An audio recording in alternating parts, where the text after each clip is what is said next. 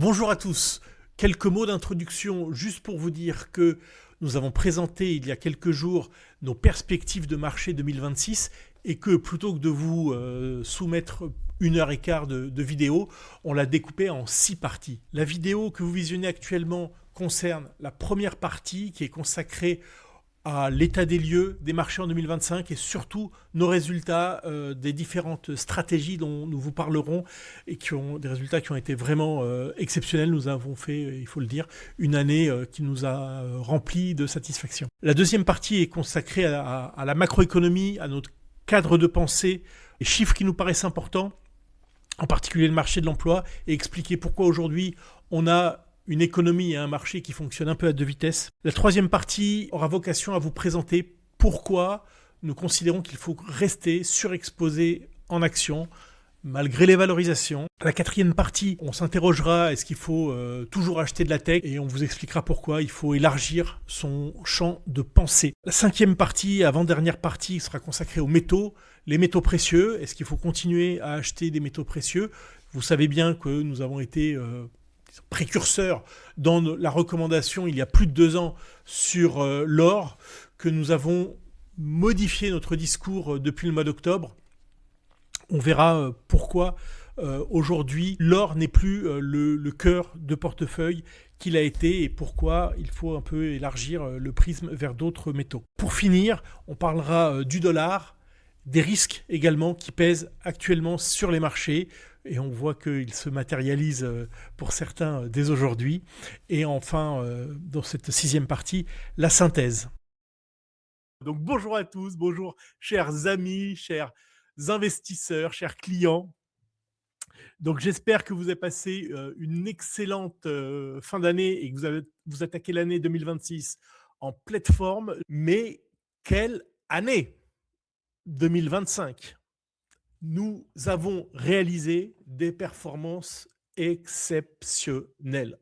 Alors, globalement, c'est une année record sur la quasi-totalité des stratégies. Vous allez comprendre comment on a fait cette performance, mais c'est surtout, et c'est important que vous le compreniez, le succès d'une méthode, le succès d'une méthodologie basée sur la patience, la constance, le pragmatisme aussi, parce que parfois, quand on est constant, on peut vite devenir dogmatique et rester dans l'erreur. Je voulais aussi partager une vidéo pour vous expliquer le succès de ces stratégies. Voilà, j'ai fait monter une petite vidéo qui vous explique. Allez, je vous mets la vidéo, ça dure 2 minutes. Bonjour Nicolas. Vous êtes convaincu qu'il faut mettre plus d'or dans nos portefeuilles, Régis? On a l'habitude de se mouiller chez Lux Savvy. Bien sûr, oui. Et c'est vrai que là, en ce moment, on a envie de se mouiller pour l'or. Et ce message, c'est de dire la bulle ne semble pas prête d'éclater. Elle va continuer, elle devrait continuer à gonfler, surtout si la Fed reprend avec un peu plus de confort son cycle de baisse des taux. J'avais fait un webinaire il y a presque 1 an en vous donnant mes plus fortes convictions. Je vous avais cité 2 choses. Je vous avais cité le cuivre, qui n'a pas encore, enfin qui se comporte pas trop mal, mais qui n'a pas encore donné son potentiel. Je reviens là-dessus. C'est la tech chinoise. Ça fait 2 ans que je vous parle de la tech chinoise, en disant que c'est pas cher, que ça a beaucoup baissé, etc., etc. Et là, on a, je trouve, un puzzle qui commence à être complet pour dire qu'il faut y aller. On a quand même un objectif sur des bases graphiques qui est au moins de 30% en performance absolue. On pourrait imaginer plus. Je me place dans une perspective de plusieurs mois, voire plusieurs années, qu'on ait un top majeur sur le dollar. Et à partir de là, peut en découler un intérêt, par exemple, sur les pays émergents. Ne cherchez pas à aller contre ce que Trump annonce. Et il a annoncé quelque chose, c'est qu'il devait faire baisser le prix du pétrole. La dernière idée, c'est le yen. Le yen, on le verra sur le graphique après, c'est une devise qui est pas chère. Je vous synthétise ici les idées dont je viens de vous parler. Et aujourd'hui, je veux mettre l'accent de manière claire sur les mines par rapport à l'once. Et sur l'or, évidemment, des excès à court terme, mais la thématique d'investissement est intacte, vraiment intacte. Et je maintiens, donc je vous avais dit 6 000 en 2029, je rapproche d'un an et je dis 6 000 en 2028. Qu'est-ce qu'on regarde également? Ça, j'adore, le cuivre, c'est l'argent. Alors ça, vous voyez, hein, c'est la même forme que le cuivre. Ça, c'est magnifique. Et là, on sort juste. Alors, bon, il n'y a pas la place. Ça donne un objectif ici. je le répète en plein écran. Hein. Il n'y a aujourd'hui plus de raison d'avoir l'or comme forte conviction. Il n'y a plus de raison d'avoir une surpondération.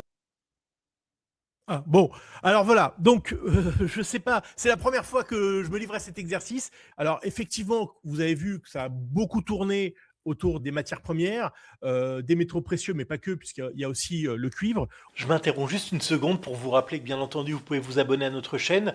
Vous pouvez également commenter, vous pouvez vous inscrire pour participer en direct au prochain webinaire.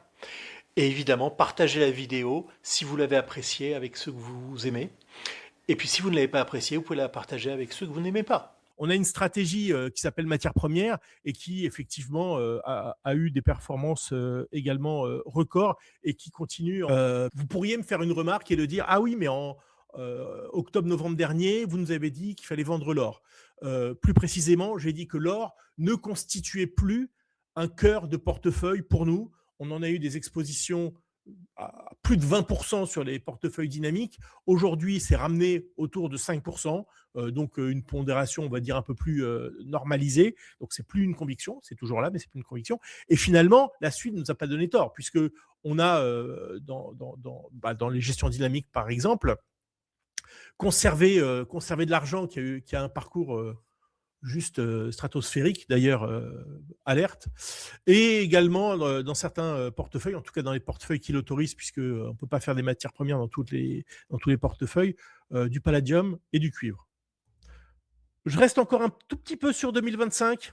Il s'est passé quelque chose d'intéressant, une rotation sectorielle très importante. Vous avez les performances des secteurs américains ici sur l'année, mais depuis novembre, on a une inversion avec la tech qui est tout en bas, vers du défensif et des matériaux de base.